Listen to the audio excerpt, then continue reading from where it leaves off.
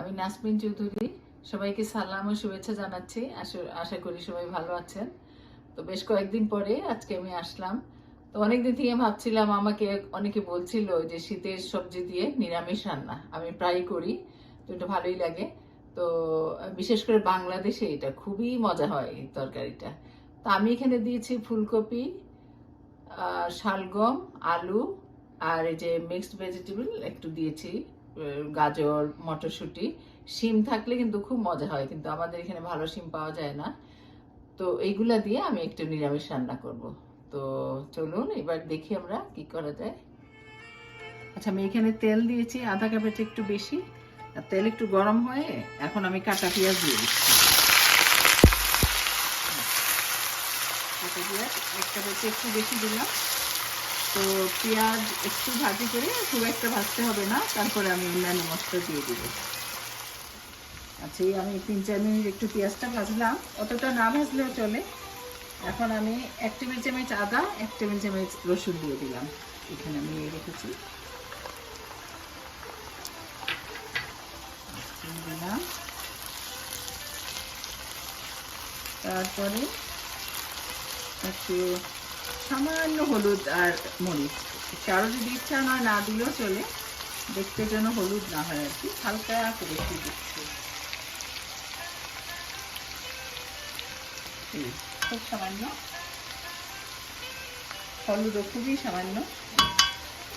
আর চাইলে একটু ধনিয়া দিতে পারেন, নাও দিতে পারেন। লবণ দিয়ে দিচ্ছি উঁচা করে, এই চামচে উঁচা করে 1 চামচ। বেশ লবণ লাগে অনেক তরকারিতে। আর একটু 5 ফোড়ন দিয়ে দিচ্ছি। 5 ফোড়নটা গরম তেলে আগে দিই না, যে পুড়ে যায়। অল্প 4 চামচে আধা চামচে একটু কম। এটা কারো সবারই ইচ্ছা, কম বেশি করতে পারেন। মশলাও কিন্তু একটু বেশি দিলে মজা হয়, তেল মশলা বেশি দিলে। তো সবাই হয়তো অত পছন্দ করবেন না, তো এই জন্যে এমন যে একদম মাপেই করতে হবে তেমন না আর কি। এই হয়ে গেছে। মশলা কিন্তু খুব ভাজার দরকার নেই। খুব যদি তাড়াহুড়া থাকে কারো, পেঁয়াজ একটু ভেজে বাকি মশলা একসাথে মাখিয়ে বসাই দিল, একদমই সেম টেস্ট। আর এখানে আমি এসব তরকারিগুলো ধুয়ে পানি ঝরিয়ে রেখে দিছি, একসাথে দিয়ে দিচ্ছি।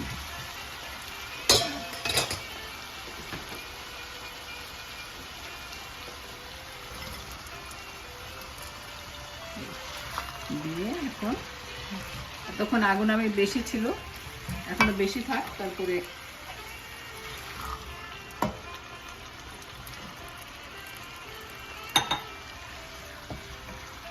সব মিশিয়ে তারপরে আমি ঢেকে দিয়ে দিব। আগুনটা কিন্তু একটু বেশি থাকবে এবং মজা হয় ওই তরকারি তার নিজস্ব পানিতে যদি হয়ে যায়, তাহলে এইটাই মজা হয় বেশি।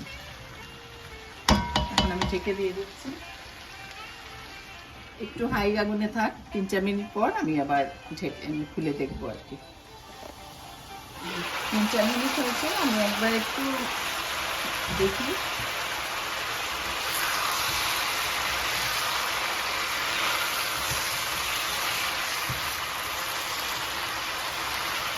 এখন হাই থেকে একটু মিডিয়াম ফ্লেমে রাখবে, দিয়ে আরো কতক্ষণ রাখি, তারপরে আবার আমরা দেখবো।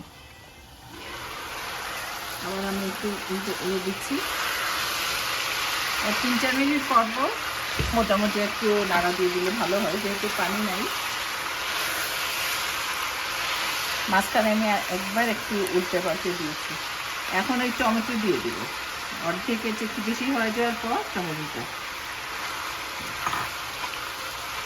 দিয়ে আবার ঢেকে দেব। আরো 4-5 মিনিট পর আবার দেখব।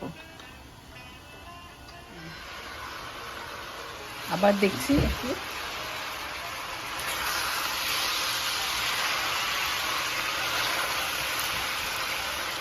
হয়ে আসছে, আগুনটা আর একটু কমাই দিব, আর নিচে লেগে যায়। আর যদি এখানে কারো নিচে একটু লেগে গেছে, তাহলে একটু পানি দিন, সামান্য।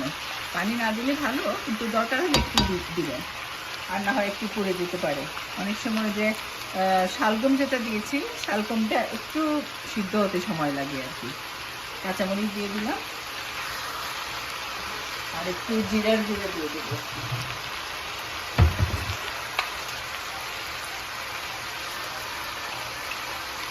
জিরা গুঁড়া,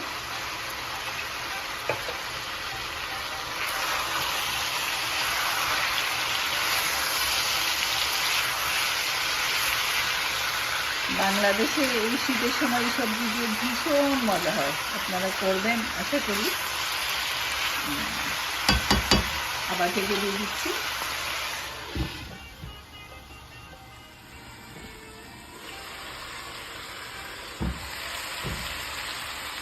মোটামুটি 2-3 মিনিট পর পর একটু হয়ে গেছে।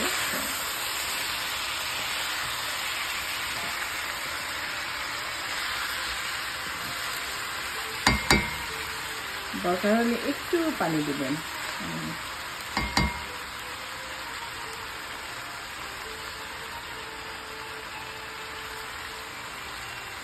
হয়ে গেছে মোটামুটি, একটু ধনিয়া পাতা দিয়ে দিচ্ছি। আচ্ছা 2-3 মিনিট হয়ে যাচ্ছে, আর একটু কোনো কোনো তরকারি হতে একটু শক্ত থাকতে পারে। হয়ে গেছে এখন। শক্ত তরকারি তুমি চাইলে একটু আগেও দিয়ে দিতে পারেন, সব তরকারি একসাথে না দিয়ে। সবগুলো সিদ্ধ হয়ে গেছে, আমি দেখলাম। একটু ধনিয়া পাতা দিয়ে নামিয়ে দেবো।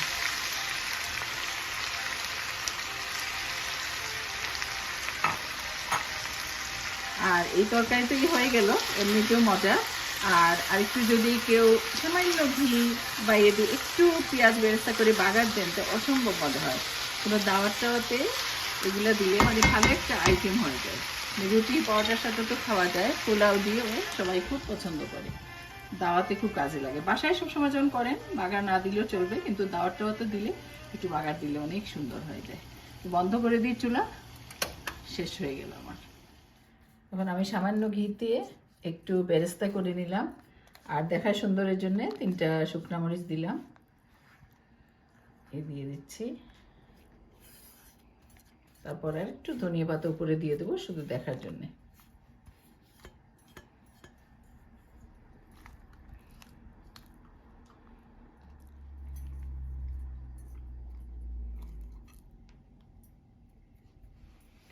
এই হয়ে গেল।